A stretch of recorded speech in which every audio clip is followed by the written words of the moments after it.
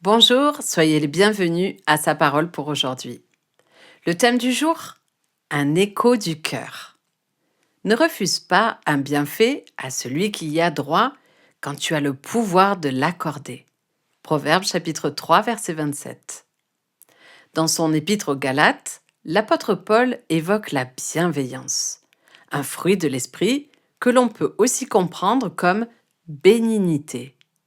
Ce terme, bien que moins courant, renvoie à une attitude de douceur, de gentillesse et de compassion envers autrui.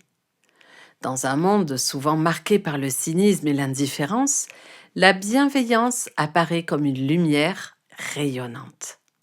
La bienveillance que Paul décrit n'est pas simplement un trait de caractère, c'est une disposition du cœur, une manière de voir et d'interagir avec le monde.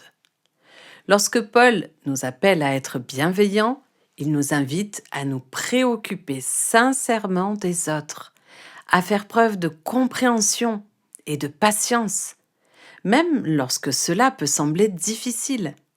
Il est essentiel de se rappeler que la bienveillance est un fruit de l'esprit. Cela signifie qu'elle ne provient pas de nos propres efforts ou de notre bonté naturelle, mais plutôt de la transformation que l'Esprit Saint opère en nous. En nous laissant travailler par l'Esprit, nous permettons à cette bienveillance de s'épanouir dans notre vie, libérée des limites de notre humanité. L'exemple du bon samaritain, illustré dans la parabole de Jésus, est un modèle parfait de bienveillance. Ce samaritain, face à un homme blessé sur le bord de la route, choisit d'agir sans chercher de récompense. Sa compassion va au-delà des préjugés et des différences. Il nous rappelle que la bienveillance transcende les frontières. Pour vous qui peut-être êtes sceptique, la bienveillance peut sembler une idée naïve dans un monde plein de rivalités et de conflits.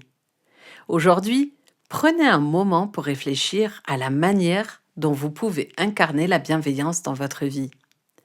Laissez-la devenir votre guide.